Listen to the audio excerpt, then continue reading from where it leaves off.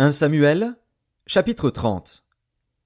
Lorsque David arriva le 3e jour à Tsiklag avec ses gens, les Amalécites avaient fait une invasion dans le pays et à Tsiklag. Ils avaient détruit et brûlé Tsiklag, après avoir fait prisonnier les femmes et tous ceux qui s'y trouvaient, petits et grands. Ils n'avaient tué personne, mais ils avaient tout emmené et s'étaient remis en route. David et ses gens arrivèrent à la ville, et voici, elle était brûlée. Et leurs femmes, leurs fils et leurs filles étaient emmenés captifs. Alors David et le peuple qui était avec lui élevèrent la voix et pleurèrent jusqu'à ce qu'ils n'eussent plus la force de pleurer. Les 2 femmes de David avaient été emmenées, Akinoam de Jizréel et Abigaïl de Carmel, femme de Nabal. David fut dans une grande angoisse, car le peuple parlait de le lapider, parce que tous avaient de l'amertume dans l'âme, chacun à cause de ses fils et de ses filles. Mais David reprit courage en s'appuyant sur l'Éternel, son Dieu. Il dit au sacrificateur Abiathar, fils d'Achimélec, « Apporte-moi donc l'éphod. » Abiathar apporta l'éphod à David. Et David consulta l'Éternel en disant, « Poursuivrai-je cette troupe? L'atteindrai-je » L'Éternel lui répondit, « Poursuis, car tu atteindras et tu délivreras. » Et David se mit en marche, lui et les 600 hommes qui étaient avec lui. Ils arrivèrent au torrent de Bézor, où s'arrêtèrent ceux qui restaient en arrière. David continua la poursuite avec 400 hommes, 200 hommes s'arrêtèrent, trop fatigués pour passer le torrent de Besor. Ils trouvèrent dans les champs un homme égyptien qu'ils conduisirent auprès de David. Ils lui firent manger du pain et boire de l'eau, et ils lui donnèrent un morceau d'une masse de figues sèches et 2 masses de raisins secs. Après qu'il eut mangé, les forces lui revinrent, car il n'avait point pris de nourriture et point bu d'eau depuis 3 jours et 3 nuits. David lui dit, « À qui es-tu?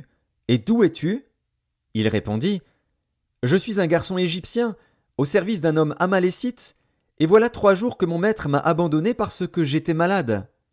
Nous avons fait une invasion dans le midi des Kérétiens, sur le territoire de Juda et au midi de Caleb, et nous avons brûlé Tsiklag. » David lui dit, « Veux-tu me faire descendre vers cette troupe? » Et il répondit, « Jure-moi par le nom de Dieu que tu ne me tueras pas et que tu ne me livreras pas à mon maître, et je te ferai descendre vers cette troupe. » Il lui servit ainsi de guide.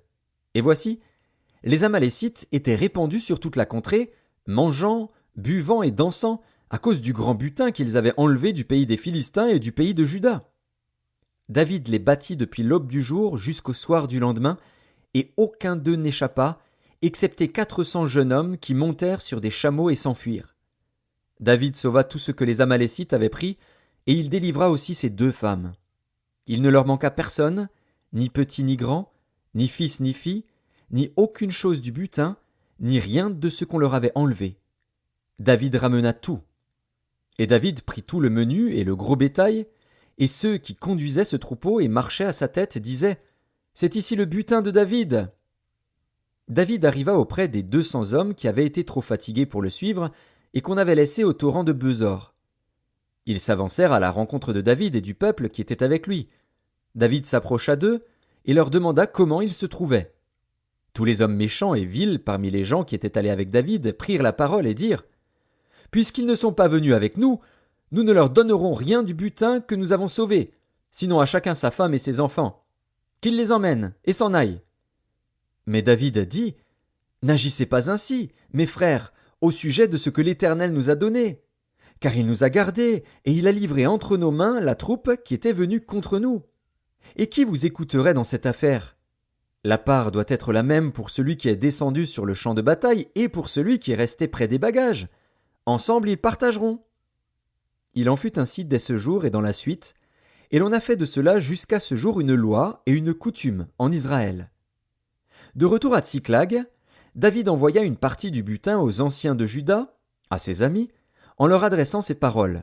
« Voici pour vous un présent sur le butin des ennemis de l'Éternel. » Il fit ainsi des envois à ceux de Béthel, à ceux de Ramoth du Midi, à ceux de Jatir, à ceux d'Aroer, à ceux de Siphmoth, à ceux d'Eshtemoa, à ceux de Rakal, à ceux des villes des Jérakméélites, à ceux des villes des Kéniens, à ceux de Horma, à ceux de Kor-Hachan, à ceux d'Atak, à ceux d'Hébron, et dans tous les lieux que David et ses gens avaient parcourus.